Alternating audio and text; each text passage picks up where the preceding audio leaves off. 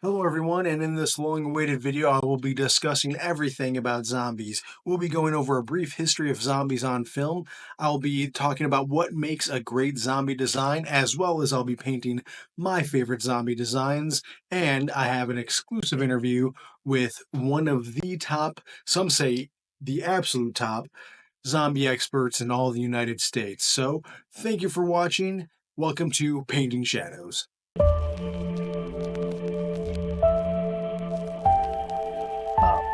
Hello everyone, Marcos here, gray hair. For most people, zombies in film start with George Romero's Night of the Living Dead.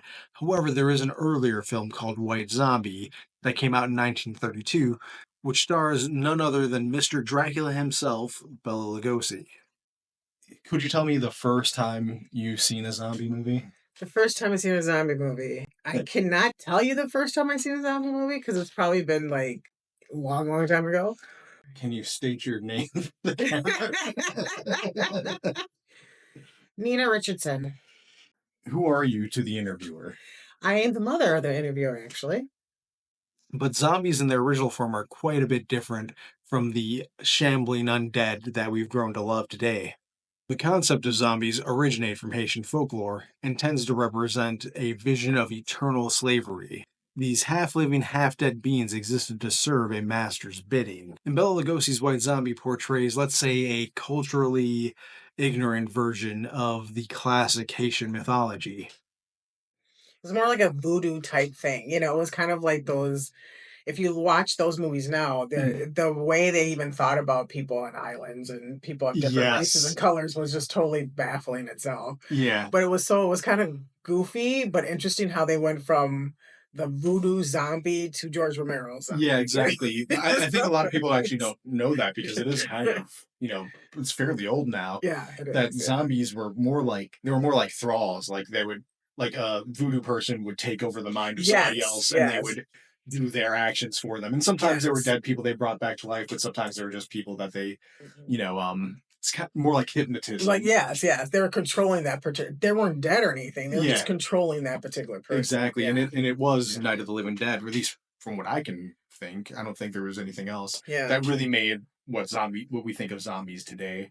No, I'm sure you can find plenty of videos here on YouTube that will go over the history of zombies in great detail. I am not that guy, to be honest, and I'm going to play to my strength. So let's talk about what makes a great zombie design. So one thing people don't know about me is that I am a professional great makeup special effects artist, and I'm today going to show you how to make an effective zombie face paint. So what I like to do is start with black to kind of deepen the eyes to make them look sunken in, and we'll go from there.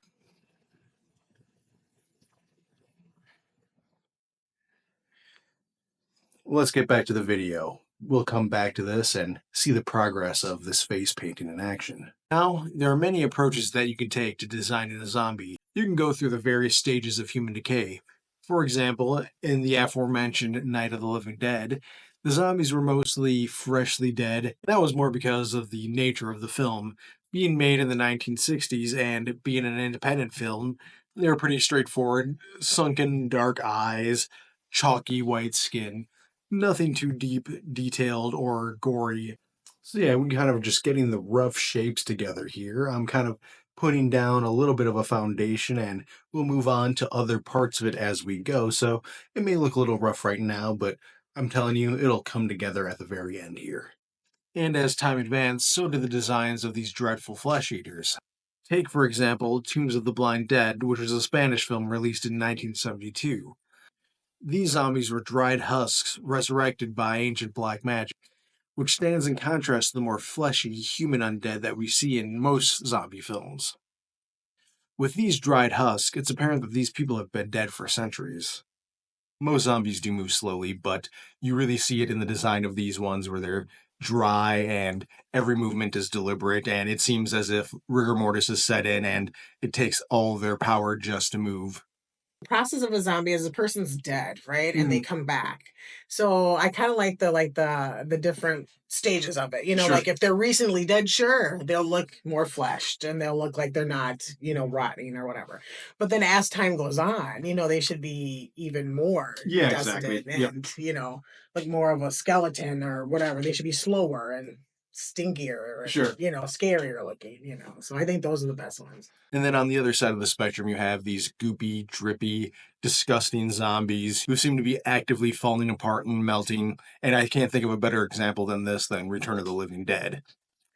Was what I got me back into it was Return of the Living Dead. Return of the Living Dead is great for a spectrum of zombie designs. You have skeletal designs, you have designs of more freshly, recently dead humans, and you have the drippy, disgusting zombies. And of course, we have the iconic Tarman, who is part of this painting video. The fun thing about Return of the Living Dead is that it started the whole zombies eat brains things or zombies focus on brains, which wasn't part of the mythos and fiction of zombies beforehand. So it added a new layer to zombie fiction that is used in other movies. The lore of zombies had been built up over the course of several different films by several different writers and directors, and you could say the same about vampires and other monsters. However, those other monsters typically have a grounding in classic folklore, in particular vampires, where if you trace back the particular lore or ideas, you'll find these elements of vampires in other stories. And some things get taken out, like crosses, garlic, sunlight, and some things get added in. But usually those things have classic historical lore precedents. But the undead zombies, as popularized by George Romero, starts with Night of the Living Dead and has been built up by other movies, other directors, other writers, other actors as time has gone forward. So zombies feel like a distinctly film-oriented monster as compared to others. I think we can talk all day about stages of decay, wet versus dry, decomposing versus fleshy. I think all these things are a factor in what makes a great zombie design. However, I believe the number one thing that makes a great zombie design lies in the storytelling. I know that sounds like a bit of a cop out, but let me explain myself.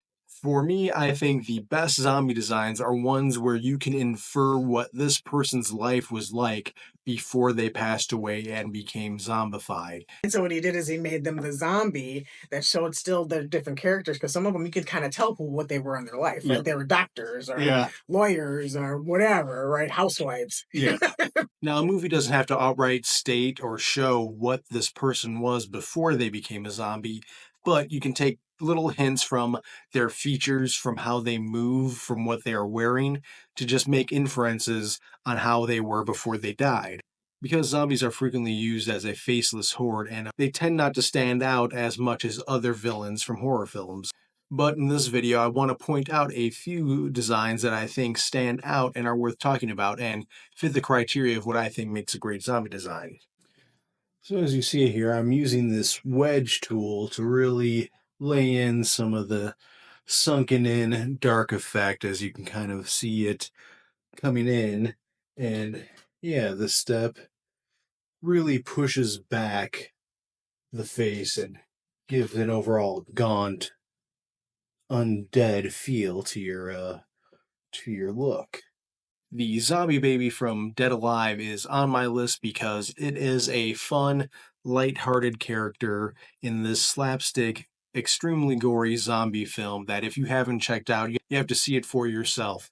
It is one of Peter Jackson's early films. I believe it's his second film. If you can figure out why a major studio gave Peter Jackson the reins to Lord of the Rings, a giant franchise, after doing a few independent horror films in New Zealand, I would give you about $100, maybe less, maybe like 100 cents, maybe less than that. I don't know. I'll give you something. But the zombie baby is fun. The reason why I like this character is because it is lighthearted and the zombie is persistent. We see him throughout the film. The zombie baby is introduced early in this film and is used as a foil to Lionel's character and continues to persist throughout. It's not dispatched easily. It keeps popping back up and is used for a lot of the slapstick in this movie. And And it does a lot of fun things where it puts a baby in a position that you wouldn't expect a baby to be in, but it's okay because it's this weird undead hybrid thing. Who cares if it gets thrown in a blender? It's a baby zombie. It's not a real baby. And now I'm going to start laying in a foundation of green to really give you that sickly, rotting flesh look. This is where the zombiness really comes out of this makeup here. Julie from the Return of the Living Dead Part 3 is another standout zombie in my opinion. Julie discovers that she can stave off her undead instincts by causing pain to herself, which makes her unlike any other zombie you've seen in other films. So, throughout the film, Julie inflicts pain on herself, sticking in needles, pieces of glass, and doing various other things to harm herself to keep herself from hungering for human flesh. This separates her as a zombie, an undead thing, from the other monsters that are in this film. Return of the Living Dead 3 ends up being a romantic and tragic film in that Julie is trying to maintain her humanity as the film goes on and is constantly teetering on the edge of becoming something horrific. Like I said, you want to get a rough layer in there quick, build up on the foundation, and then pull the design all together once it's finished. For me, I think the best zombie performance of all time is Flyboy from Dawn of the Dead. David Mg's portrayal of this character's descent into the undead, which is something I think that is entirely on its own level. The way his eyes become vacant, his mouth chattering, and just the way that he walks is something I think is unparalleled in other zombie films. His dedication to his movements is something to behold. And we get to see this character from the beginning of this movie as a man who's trying to exist in this zombie apocalypse and how he tragically meets his end in an elevator in a shopping mall. The build up to his zombification is perhaps the best I think a movie has ever had. And of course, you can use accents like fake blood to really bring the piece all together. You can really look like an effective, grotesque zombie when you add elements like this. Tarman from the original Return of the Living Dead remains to be one of the most iconic zombie designs in that he is slimy and disgusting and just a lot of fun, I think. And he is kind of dumb looking and playful. I think Tarman really sets the tone for the Return of the Living Dead, which is a partial parody of the zombie genre. You know, from the first moment you see his big goofy face shouting brains, that this is going to be a fun movie. He's slimy, he's disgusting. It's not exactly explained why he looks the way he is, but you see that he is in a vat of chemicals, presumably. He is perhaps patient zero to this whole zombie outbreak that happens throughout Return of the Living Dead, as we learn throughout the films that he may have been a military experiment.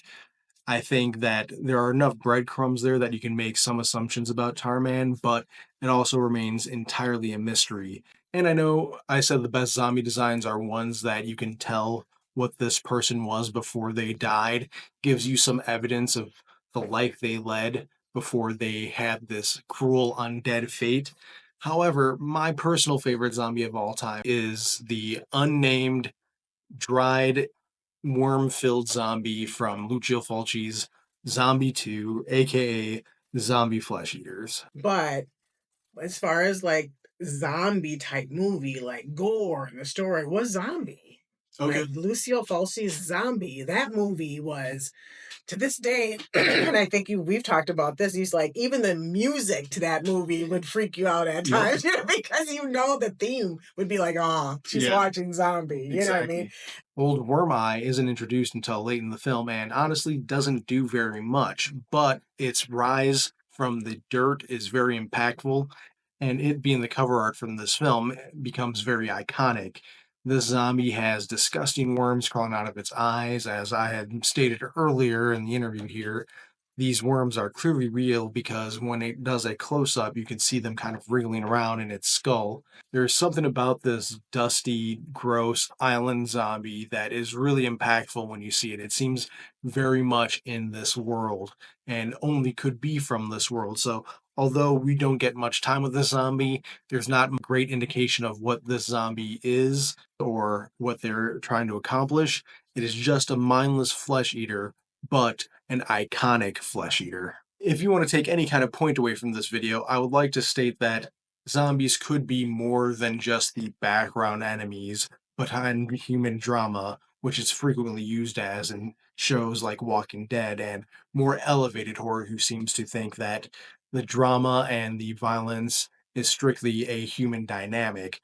But it is fun sometimes to separate humanity from that and just have some cool monsters to fight against. I know there's many that I didn't touch on here, and I know I can go into more depth with other zombies and other types, as well as dive into video game zombies, where they're a little bit more categorized in what they're able to do. We got spitters and lickers and freakers and shriekers.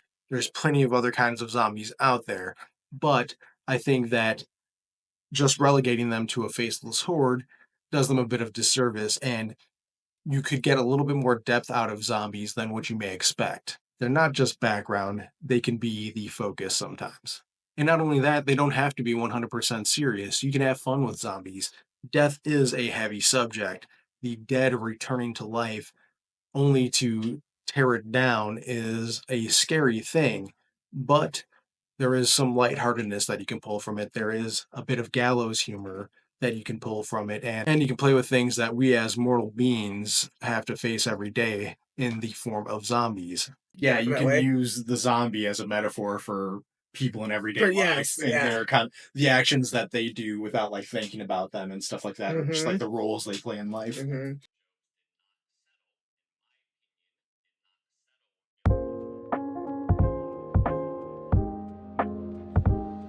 What is your favorite zombie design? Do you like any of the paintings I made? What is your favorite painting that I've made here? What did you think of my face painting tutorial? I'm sure it was awful.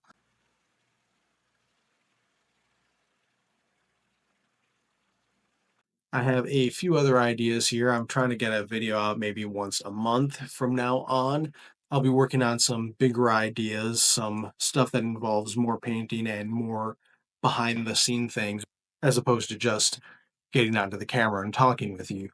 I still want to do reviews in the future, and I'll be doing a big review video, I think, for my next. In the future, you can expect to see more videos like this where I'll go over classic, iconic horror designs and perhaps different genres of horror and go over maybe the more artistic aspects of it, as well as I expect to do on occasion some horror reviews, as well as painting, of course. There's always going to be painting involved in any one of my videos.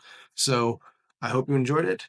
Please like and comment and share and all that other YouTube stuff. And hey, I'll see you in the next one. Yeah, I thought it was a good idea. I thought I'd be able to do good face paint. It just didn't turn out the way I expected. I mean, you don't have to use the footage. I pay you to edit these videos. You just don't put that footage in. That's fine. Don't need it. What? I have to pay more for you to not put. Is this like black? Is that how editing works? I don't think that's how editing works.